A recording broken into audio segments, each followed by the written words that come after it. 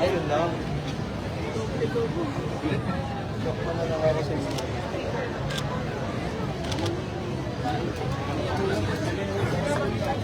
Manood kayo na live, sir.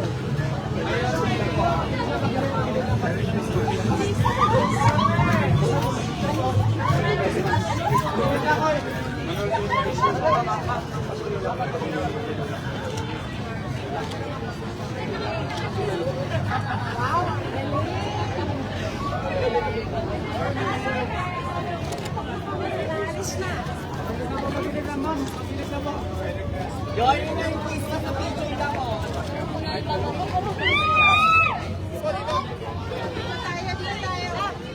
Saan ba, boss?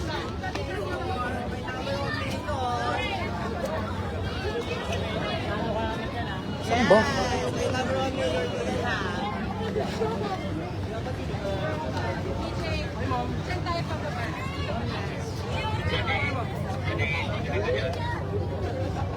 Thank you for your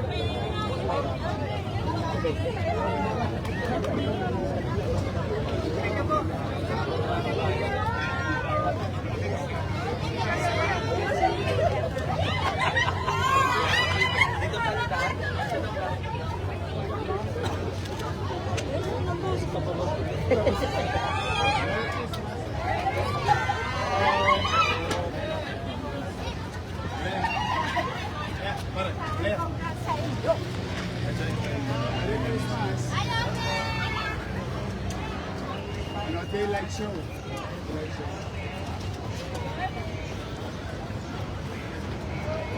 Eric.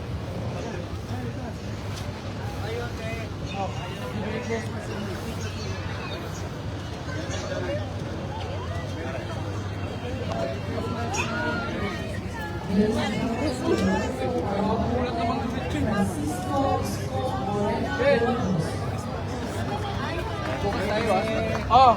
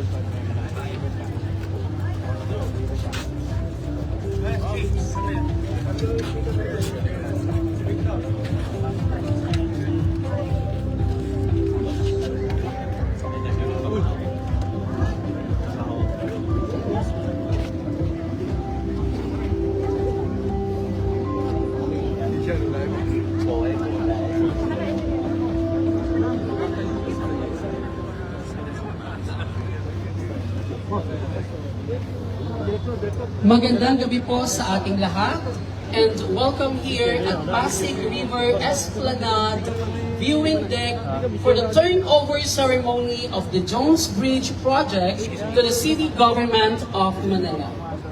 We are gathered not only to witness a formal turnover but to celebrate another milestone in preserving and showcasing the beauty, history, and culture ng ating minamahal na lungsod ng Maynila.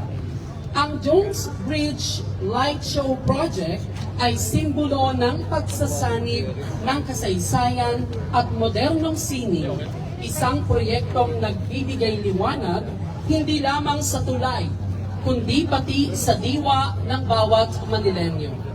And to start, may I request everyone to please rise for our Philippine National Anthem, followed by the Manila City Government Hymn.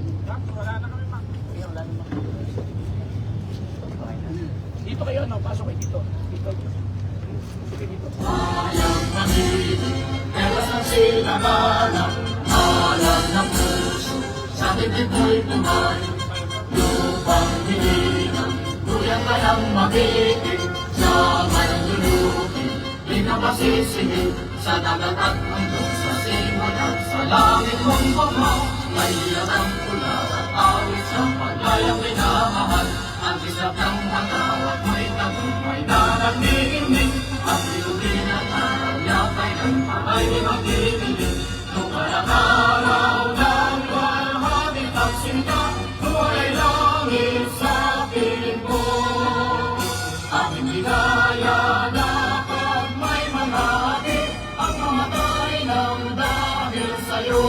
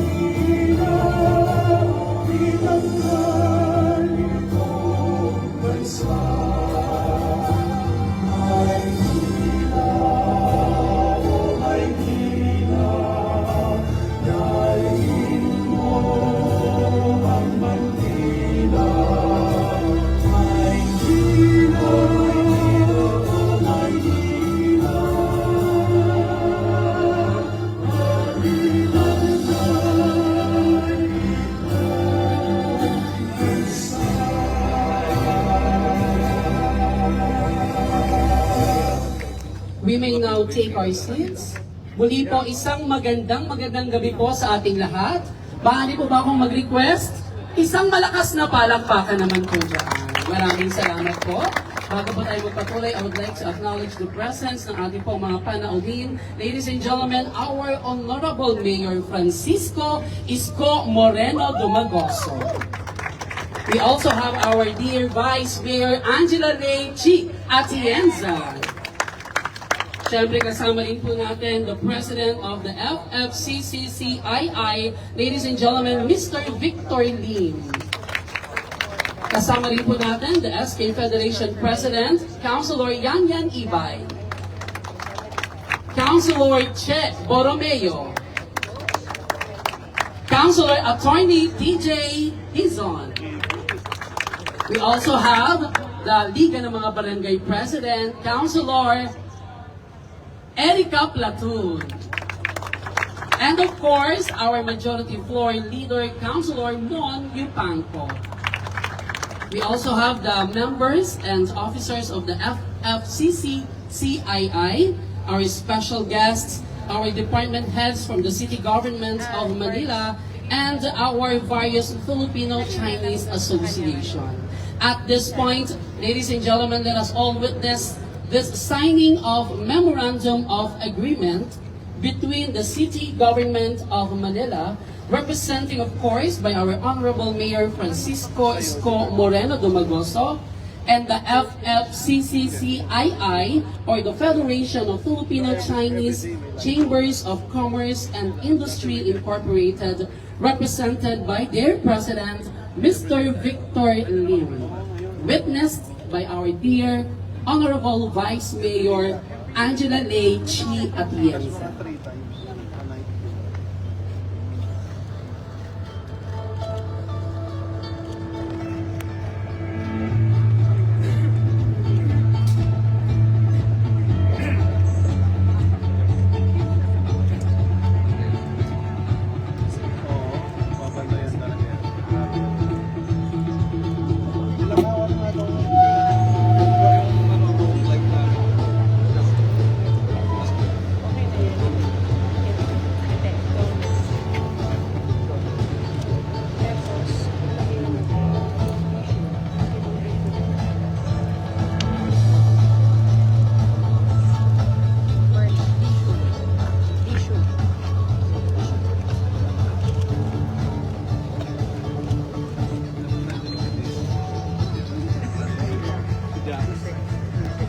Mayor, ladies and gentlemen, ganap na pong napirmahan ang Memorandum of Agreement between the City Government of Manila and the FFCCCII. Palakpakan po natin.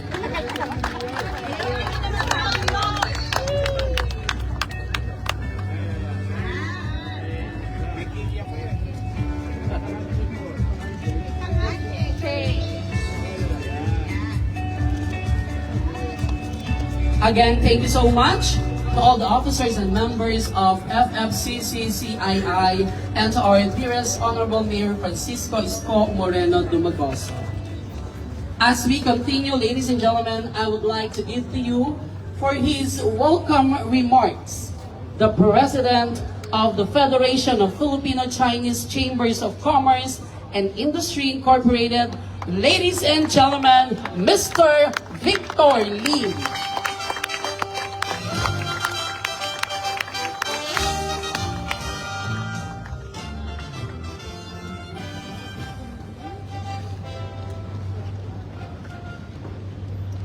Honorable Mayor Isko Moreno Dumagoso, our special envoy to China, Benito Benito,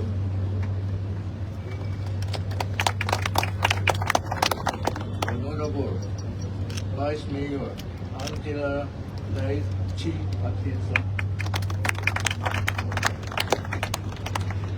Honorable former Congresswoman and now Department of Tourism, Culture and Art of Manila, Director Mr. Bakachin. Honorable President Nordici of Manila Chinatown Development Council, all the members of the City Council of Manila, Executive Vice President of Jeffrey Nam, Donors Vice President and Federation, and representatives of the Filipino-Chinese Association, department heads and other officials of the Manila City Government. The present, good evening. A warmest greetings from the Federation of Filipino-Chinese Chamber of Commerce and Industry, Inc. It's my distinct honor and privilege to welcome all of you to this turnover ceremony of the Jones Bridge Light Show project of the City Government of Manila. The Jones Bridge is the cherished Manila landmark and cultural icon that connects the historical places of Intramuros, Ermita, and Binondo, the oldest Chinatown in the world, which was founded more than 431 years ago. For centuries, Jones Bridge stood witness the development of Filipino-Chinese community in Manila, bordered by stories of filial piety, entrepreneurship, and resilience. As our community thrived, we also wanted to enhance the bridge's appearance to the complement wonderful restoration project led by Mayor Isko Moreno in 2019, which made Jones Bridge a tourist attraction. The completion of this project is a fulfillment of our shared vision to transform Jones Bridge into a world-class tourism destination for both locals and foreign tourists. Being the public-private partnership project, I wish to extend on behalf of the FFCCII my deepest appreciation to the generous donors from the Filipino-Chinese community for the contribution they provided to this successful completion of Jones Bridge Light Show. We are pleased to support the program of the President and First Lady to revitalize Manila Chinatown as part of this Pasig River Urban Development Project. our deepest gratitude to our beloved and hardworking Mayor, Yome Isko Moreno, and the City Government of Manila for your leadership, trust, and commitment to this partnership. As we turn over this project to the steward of the city government, we do so with confidence that it will continue to shine brightly for years to come, uplifting the spirit of our fellow Manila. Together, let us work hand to hand on building a vibrant, globally competitive, and a more prosperous Manila. Maraming salamat po. Mabuhay ang Manila. Mabuhay ang Pilipinas. Thank you. Thank you so much, ladies and gentlemen.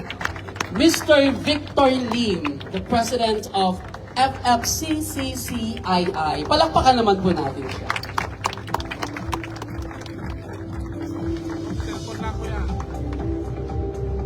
Sa pagkakataon pong ito, mga minamahal ko pong mga kaibigan, ay ibibigay ko naman po sa inyo para po sa kanyang mga mensahe ang ating minamahal na punong lungsod. Palakpakan po natin kagalang-galang Francisco Isko Moreno Domagoso.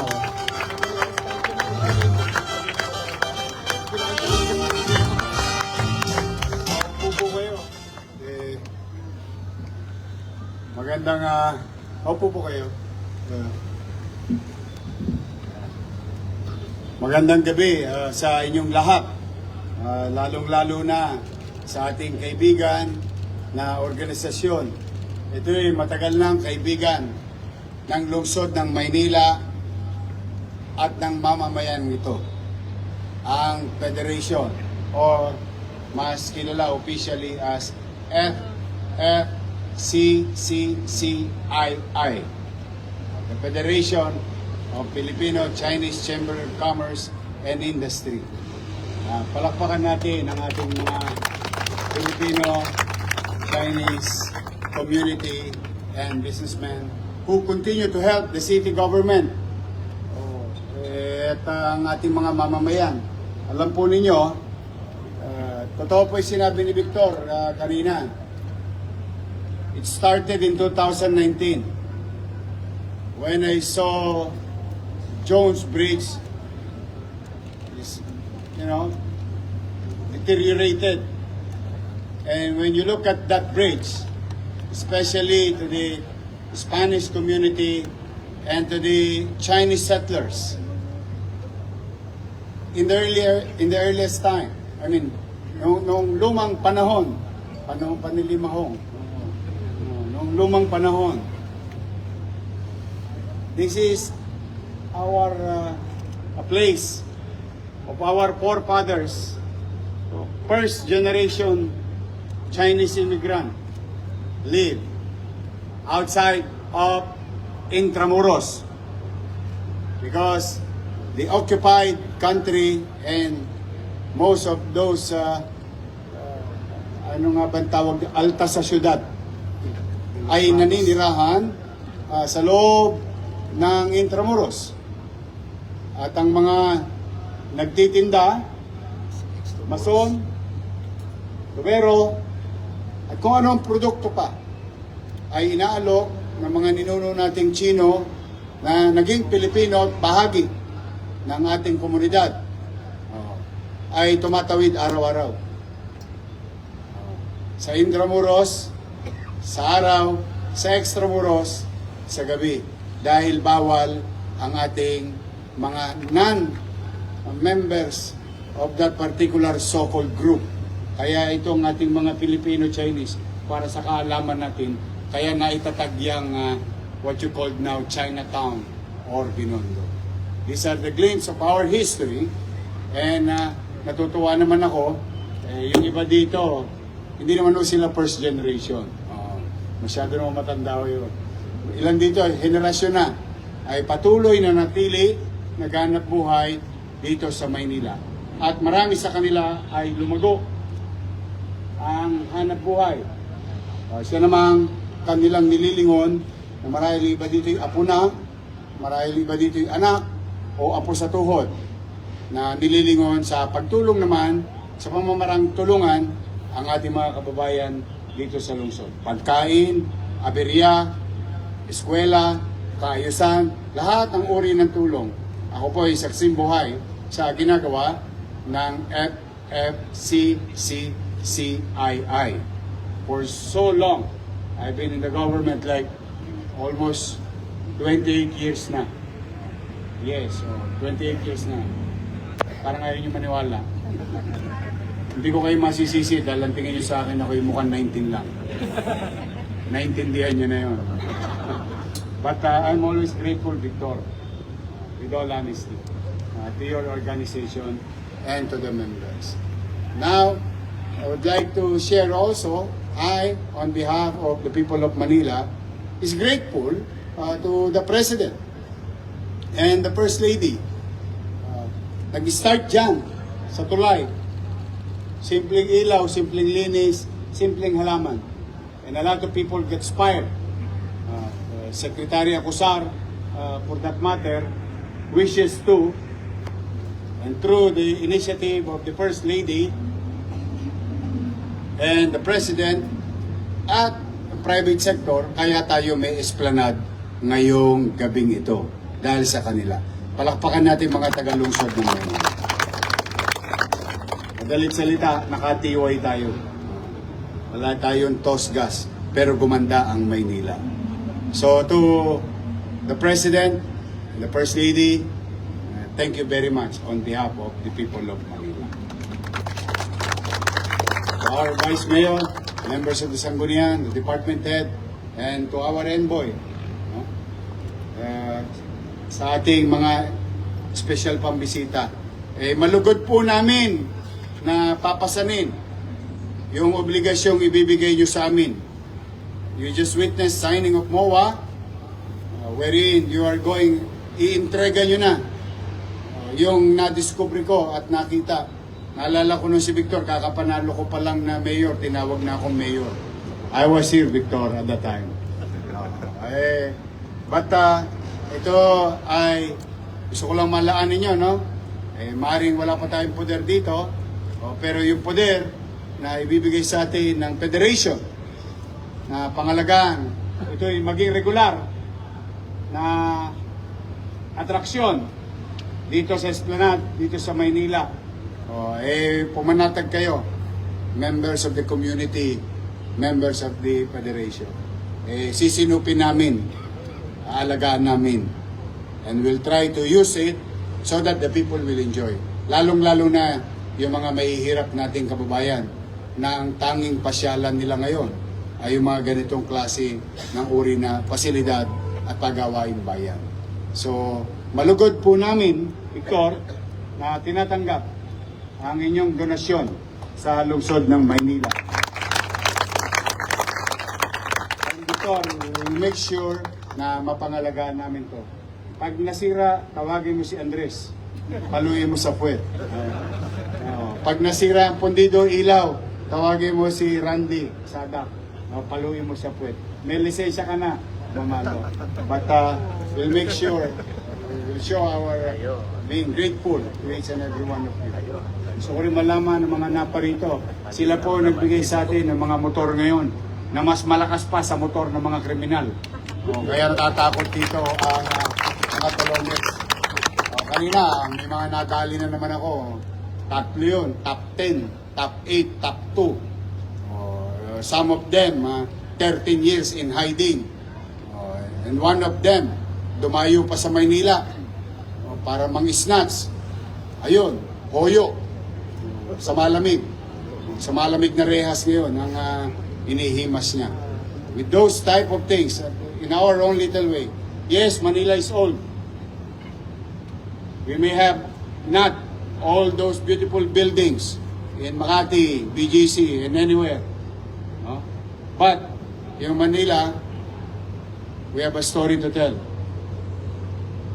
There is soul. There is history in this city. And the least thing that we can give you,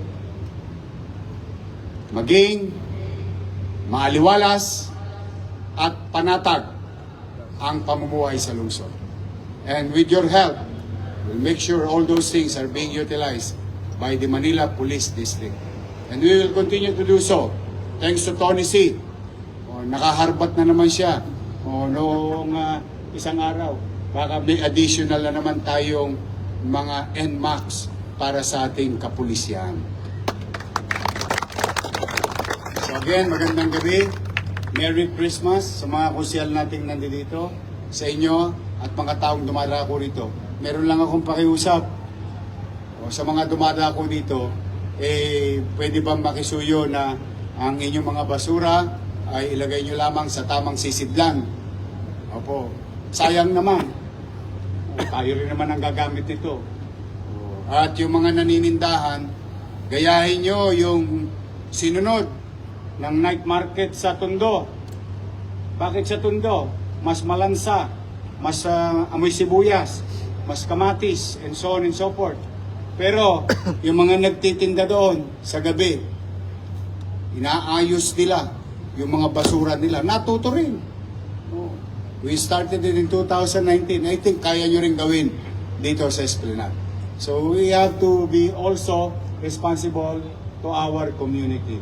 But rest assured, your city government will not rest to keep up or to keep it clean in our own little way. But it would be better if the people in government working hand in hand. Because in this case, as you can see, the private sector, the local legislative body, the local chief executive, the national government, and the people. If we work hand in hand and work together, we can make Manila great again.